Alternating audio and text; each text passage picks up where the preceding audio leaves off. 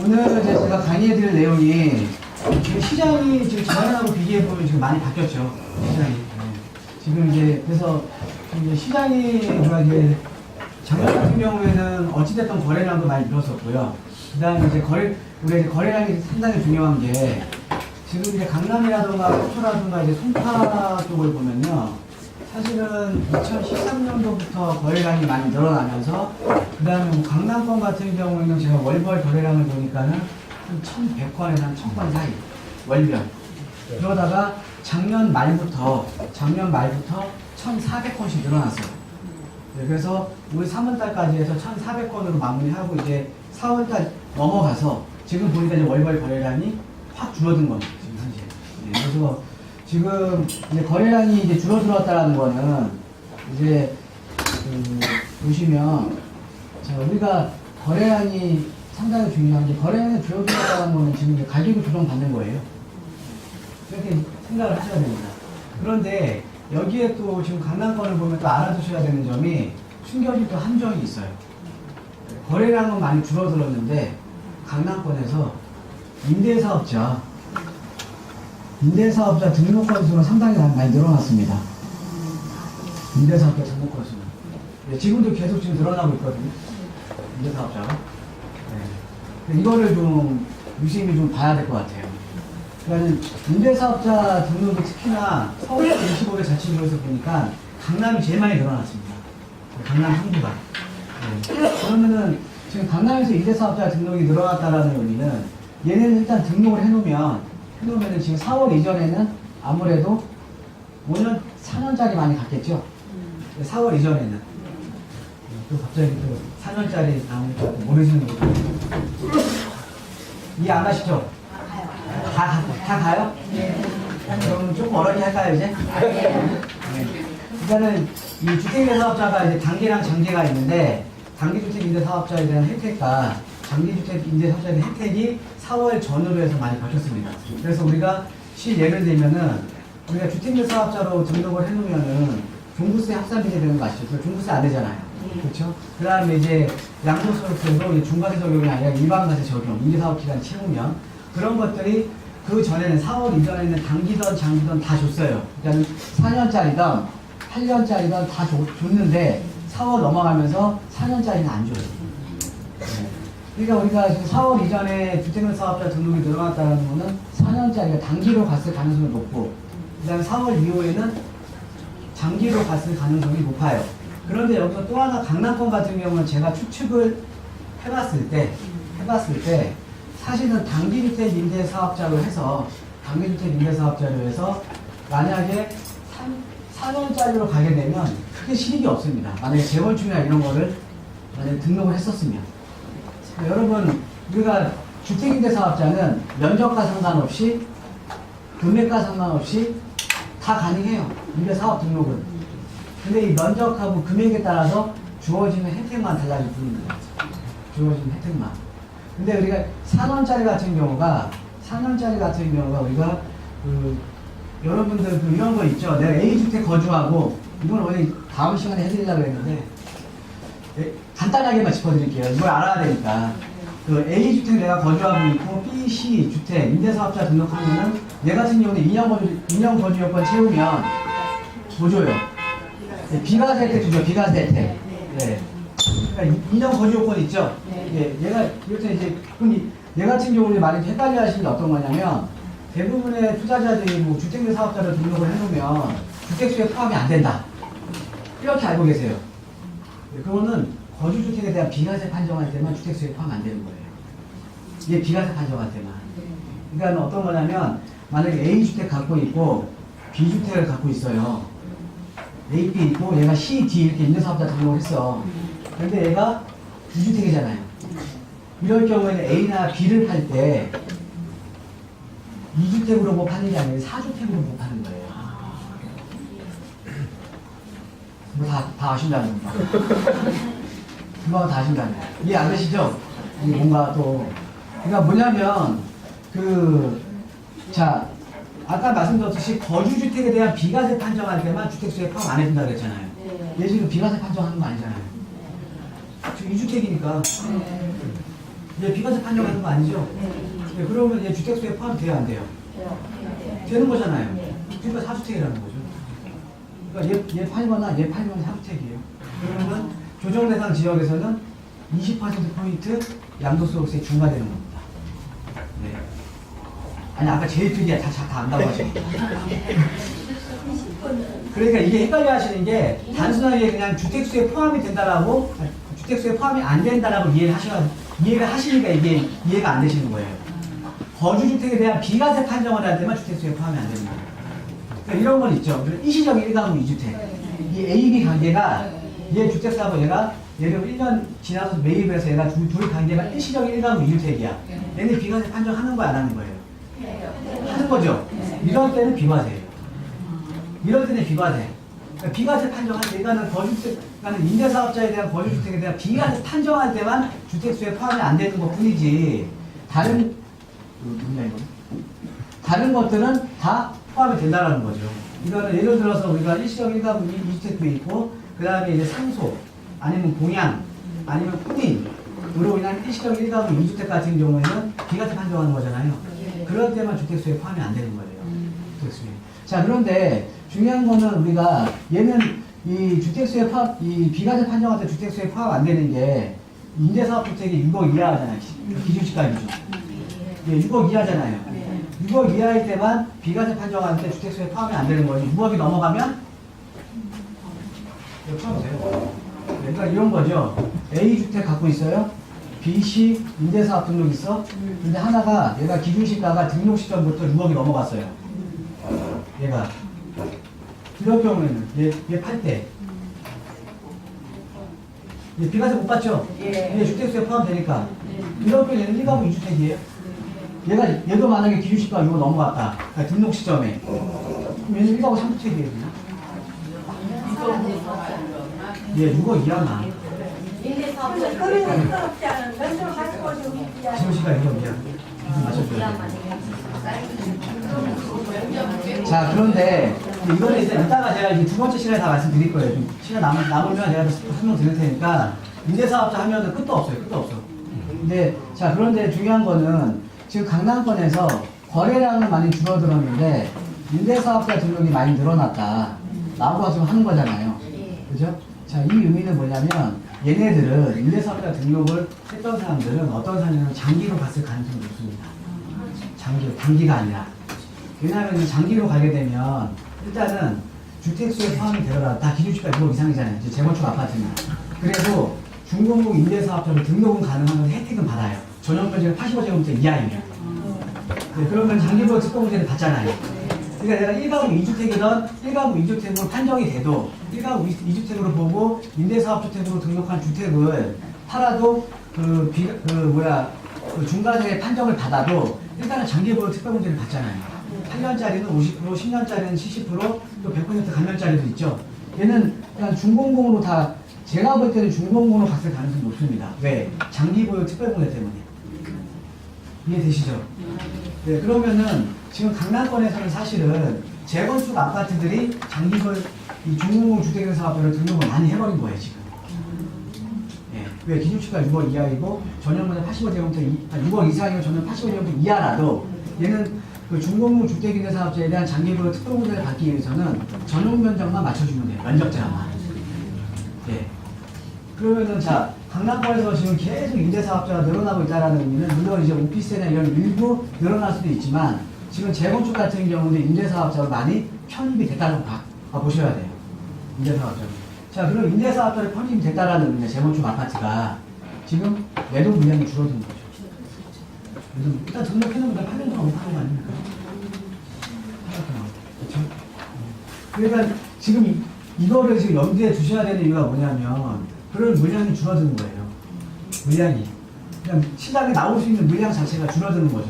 그래서 지금 거기다가 지금 강남 쪽 같은 경우에는 지금 재건축 지금 규제를 강화시키고 있죠. 지금 이제 재건축 초과액 함께 지금 이번에 그 반포현대 지금 이제 예상치 나오니까 지금 또 그 투자 심리가 확 위축이 돼버렸죠. 그렇죠? 거기다가 좀 있으면 이제 송파동의 윤정동, 거기 이제 단독주택 재건축 지역인데 그쪽도 나올 거예요. 그쪽도 거기는 좀 세대가 커요. 거기 한 1000세대 가까이 되니까. 반포현대 좀 작았잖아요. 세대수가. 근데 여기 지금 송파 쪽에 지금 재건축 그 초과이 환수에 대한 세금이 지금 부과될 예정인데가 송파 쪽에 문정동에 단독주택지를 재건축하는 단지가 있습니다. 네, 그럼 거기에 이제 시공사선도 이번에 끝났기 때문에 좀 있으면 나올 거예요. 거기 보면 또 분명 높게 나올 거예요. 예상치. 제가 봤을 때는 분명히 높게 나옵니다. 네, 낮게 나올 이유가 없어요. 네, 일단은 시장을 지금 안정시켜야 되니까. 그죠?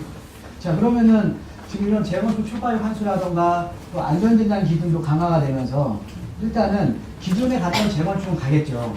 그런데 앞으로 가는 재건축은 속도가 상당히 늘어질 거라는 거죠.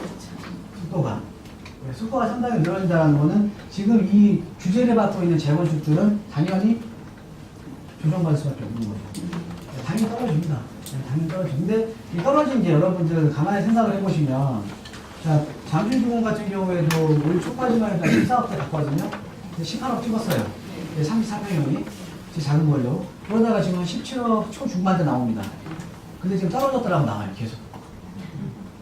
14억짜리가 5개월 만에 18억 찍고 지금 17억대 나오는데 떨어졌대요. 그래서 강남의 주택 가격이 이제 본격적으로 하락기에 접어들었다. 라고 나옵니다. 지금 보면 그러니까 18억에 산 사람은 떨어지겠죠. 18억에 산 사람은 몇 명이나 있었거든요. 그러니까는 이 긴 텀을 보면 떨어진 게 아니죠. 오른 거잖아요. 14억짜리가 지금 17억 된 거잖아요. 오른 거잖아요. 그죠? 떨어진 게 아닌데도 불구하고 지금 그렇게 나오고 있다는 거죠.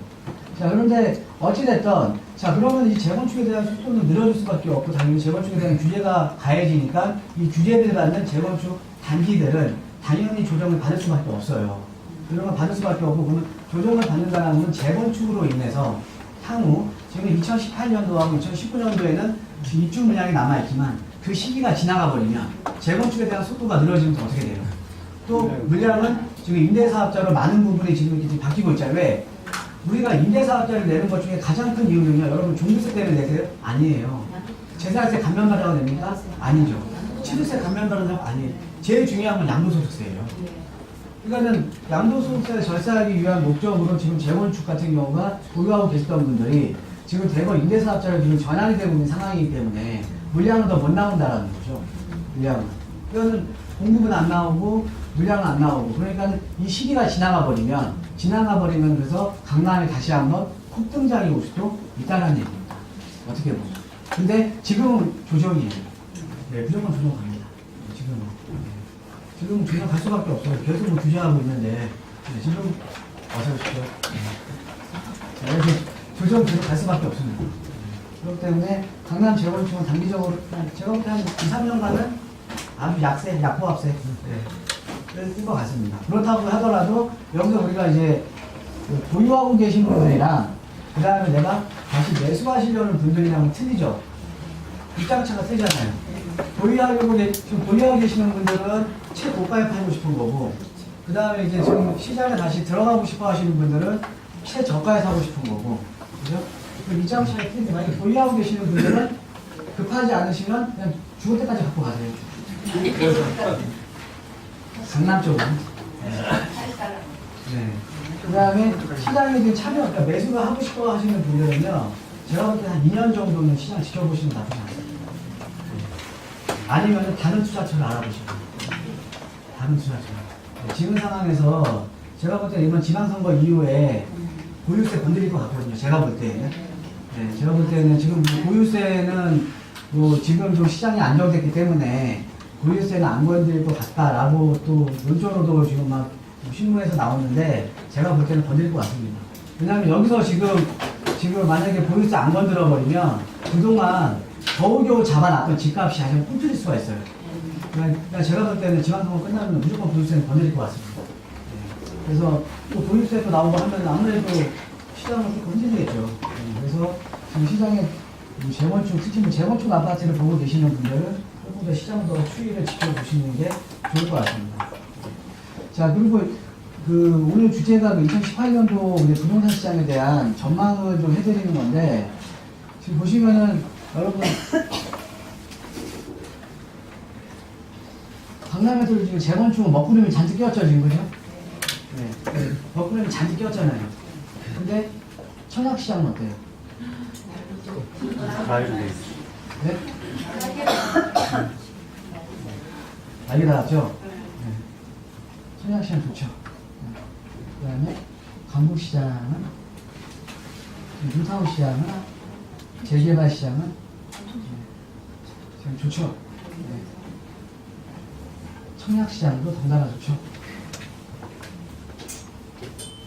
얘만 나쁘네요, 그죠? 얘만. 네.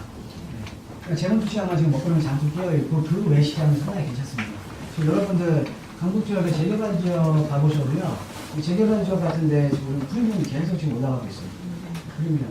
근데 이게 사실은 이런 시장 자체가 현 정부의 부동산 정책이 만들어낸 겁니다. 자, 보시면은, 일단 청약시장이 지금 좋아진 이유를 좀 말씀을 드리면, 일단 사면은 차익이 보장이 되잖아요. 네, 그렇게 지금 만들어 놨잖아요. 그러니까 뭐냐면은, 이번 정부의 가장 큰 기조가 단기적인 투자 수요를 억제를 하면서 실수요자 위주로 시장을 변화를 시키는 거였는데, 이게 파리 대책의 가장 큰 핵심적인 내용입니다. 그래서 이 단기적인 투자 수요를 억제시키기 위해서 가장 먼저 했던 게 어떤 거냐면, 대출 규제예요. 대출. 그러니까는 근데 대출 받아갖고 집 너무 많이 사니까 예전에는 우리가 작년까지만 하더라도 LTV는 70%까지 나왔잖아요. 그죠? 근데 LTV를 조정대상 지역에는 서울과 같은 지역은 40%로 줄어든 거죠. 그러니까는 10억짜리 집 사면 예전에는 7억까지 나왔다가 지금은 4억 나오는 건데 이 4억도 지금 또 소득에 대한 거를 그러니까 DSR이죠. 소득에 대한 거를 강화를 시키니까 4억이 안 나오는 경우가 상당히 많습니다. 4억조차도 안 나오는 경우가. 그러니까는 지금 현재 대출에 대한 규제가 상당히 강한 거죠. 근데 이 대출에 대한 규제를 강화시키니까 대려 실수요자들이 또 피해를 봐요. 실수요자들이 피해를 보는 경우가 상당히 많습니다. 특히나 이제 지금 예전에는 이제 소득증빙에 관한 거를 그렇게 아주 스트릭하게 안 받거든요. 근데 요즘은 대출을 받으려면 소득증빙에 관한 거를 스트릭하게 받아요. 근데 우리가 직장인이나 이런 사람들은 소득이 다 어떻게 보면 다 노출이 되니까 괜찮은데 자영업 하시는 분들이 문제죠. 자영업 하시는 분 소득은 되는데 증빙이 안 되는 경우가 많아요. 그런 분들 집 못 사는 거예요. 자, 거기에다가 대출이 갑자기 LTV에 70% 나왔다가 지금 40%로 줄어드니까 집을 사야 되는데 대출이 적게 나오잖아요. 그러니까 실수요자, 그러니까 철저하게 투기 수요가 아니라 실수요자 입장에서도 집을 못 사시는 분들이 상당히 많습니다. 네. 저는 대려 이제 실수요자들이 지금 피해를 보는 거죠. 대려. 자, 거기에다가 우리가 아파트 시장을 보면, 아파트 청약 시장을 보면, 이 대출을 그것만 막았으면 되는데, 9억 이상의 신규 아파트는 중도금 대출 안 해줘요. 여러분들 보통 청약 하시는 분들이 중간에 중도금 대출 받아서 가잖아요. 그러니까는 이런 거죠. 보통 이제 실수요자들이 어떤 사람들 청약 시장에 들어오는 분들 중에 실수요자들은 어떤 분들을 실수요자라고 하냐면 지금 이제 작은 집 살다가 옮기실 분들. 근데 지금 목돈이 없잖아요. 근데 겨우 이제 어디 뭐 청약할 수 있는 계약금 정도 마련하신 분들. 이분들은 청약 당첨됐으면 계약금 이제 만들어서 집어넣고 그 다음에 중도대출 받아서 그 다음에 잔금 때 어떻게 해요? 자기 집 팔고 들어오거나 아니면 자기 전세 빼고 들어오거나 이런 분들은 실수요자잖아요. 갈아타기 하실 분들. 그죠? 그런데 이런 분들 입장에서는 들어올 수 있는데 9억 이상의 아파트는 안 나와요. 중도대출이. 그럼 중도금보다 현금으로 들고 있어야 될 거 아닙니까? 그렇죠? 그럼 이런 사람들 입장에서는 이 9억 이상의 아파트가 나오는, 그러니까 9억 이상의 아파트가 일반 분양가로 나온다는 거는 상대적으로 서울 도심권에서도 주거에 대한 선호 자체가 괜찮은 지역이잖아요. 그렇죠? 그러니까는 실수요자 입장에서는 더 좋은 지역으로 가기 위한 진입장벽이 더 높아져버리는 겁니다. 그러니까 돈 없는 사람들은 국내에는 싼 데 같은 거 살아야 돼. 9억 이하짜리 나오는데. 그러니까 더 좋은 지역으로 이게 어떻게 보면 우리가 이제 계층 사다리라고 하잖아요. 우리가 계층 사다리 이런 말 많이 쓰잖아요. 그러니까 지역 간의 사다리가 더 사다리 자체가 더 높아져 버린 거죠. 네. 그러니까는 사실은 이게 투기 수요를 막으려고 하다가 어떻게 보니까는 지역 간의 진입장벽을 더 높여줄 꼴이 되어버렸습니다. 근데 그러면은 9억 이상의 아파트가 나오는 특히 강남권이라던가 중강남권 같은 지역들은 어떤 사람들이 혜택을 받냐면 무주택자의 현금 많은 사람들. 이 사람들은 무조건 혜택을 봅니다. 왜? 자금 여력이 있잖아요. 그러니까 당첨돼도 내가 포기 안 하고 내가 끌고 갈 수 있다라는 거죠. 그런데 중요한 거는 이 여기에다 이제 현금 부자들만 어떻게 보면은 다 들어올 수 있는 거죠. 자, 거기에다가 또 하나는 여러분 우리가 분양가 상한제는 없어졌죠. 분양가 상한제는 없어졌잖아요. 2014년 말에 부동산 3법 통과되면서 분양가 상한제는 없어졌습니다. 민간택지에 대해서. 근데 지금 간접적으로 분양가 상한제 하고 있죠. 그러니까 어떤 걸 통해서냐면 주택도시보증공사라는 허브. 그러니까 우리가 건설 재개발이나 재건축을 해서 분양을 하려면 분양 보증을 받아야 돼요. 분양 보증을 받아야 되는데 이 허브에서 분양 보증을 안 세워줘요. 분양가가 비싸면. 그럼 주변 시세보다 분양가를 떨어뜨려야 돼요. 그래야지 분양 보증을 세워주거든요. 그러니까 지금 난리가 나는 거예요, 지금. 그러니까는 지금 각 재개발 현장이라던가 재건축 현장에서 나오는 물량들이 주변 시세보다 현저하게 낮잖아요. 그래서 되면은 한 3, 4억 정도 무조건 차이가 나는 지금 시기인 거예요, 그래서. 주변이 평당 5천인데 얘는 1년 전 시세로 놓으면 4,300에서 4,400이 해. 이거 아니면 우리 분양 보증 안 세워준다? 아, 분양 보증 안 세워주면 얘 분양 못 하는데. 그럼 우리말 변장 목표로 분양가 낮춰야 되니까 당첨받는 사람 무조건 돈이 되는 거잖아요. 그러면은 이게 사실은 이 강남 상구라던가 중강남권 같은 경우에는 일단은 사면 돈 되는 거잖아요. 그죠? 그러니까는 그러니까 무주택 서민 중에, 그러니까 무주택자 중에 현금을 갖고 있는 사람들은 일단은 당첨될 가능성이 높아진 거고, 거기에다가 당첨만 되면 시세 차익이 보장이 된 거예요. 그러니까 이게 단기적인 투기수 억제를 하기 위해서 대출에 대한 규제라든가 여러 가지 금융에 대한 규제책을 폈는데, 실질적으로 피해를 보는 사람들은 없는 서민들과 피해를 보고 있는 겁니다. 없는 서민들이. 근데 이게 상당히 어떻게 보면은 아이러니한 거죠. 아이러니한 거죠. 지금 시장이 이런 시장이에요. 그래서 지금 아까 말씀드렸듯이 이 청약시장은 지금 회창한 겁니다. 예. 웬만한 기업들은 다 뭐 1순위에서 뭐 몇십 대 1이죠, 그냥. 당첨만 되면 돈이니까. 당첨만 되면. 그래서 지금 청약시장 같은 경우가 그래서 좋은 거고. 그 다음에 이제 모타운이나 재개발 시장 같은 경우에는 좋은 이유가 뭐냐면, 여러분 그 재건축 같은 경우에 규제가 세죠? 네, 규제가 세잖아요. 그 다음에 이제 조합원 지휘양도도 안 되는 경우가 많고, 물론 이제 이 재개발 같은 경우에도 조합원 지휘양도가 안 되는 경우가 있는데, 이게 이 재개발하고 재건축을 보면 규제가, 자, 여러분 재개발 초과를 하실 때 들어보셨어요? 들어보셨어요? 어디서 들어보셨대?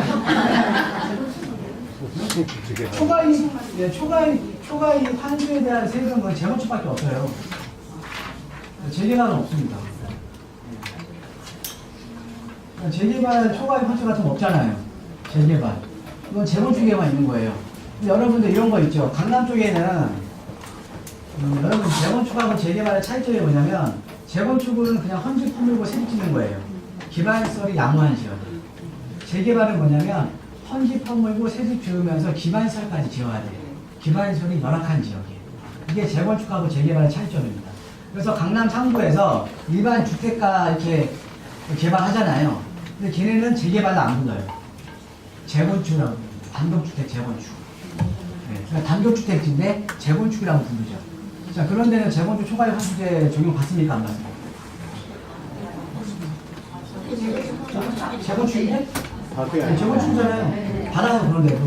네, 대표적으로 지금 많이 있는 데가 방배동이라던가 이런 데 그 재건축 초과이익 환수제가 적용이 안 되죠, 거기는. 왜? 그 전에다 5구역이나 13구역이나 그 전에다 관리처분 시설을 했기 때문에 그건 안 걸리긴 하는데 13구역도 안 걸리고, 그죠? 자, 그런데 그러니까 재건축에는 초과이익 환수제가 있지만 재개발에는 없어요. 초과이익 환수가. 앞으로 뭐 생길까요? 또 집값이 지금 모타운도 계속 오르고 있으니까 생길 수 있을 거 아니에요. 재개발 초과이익 환수제.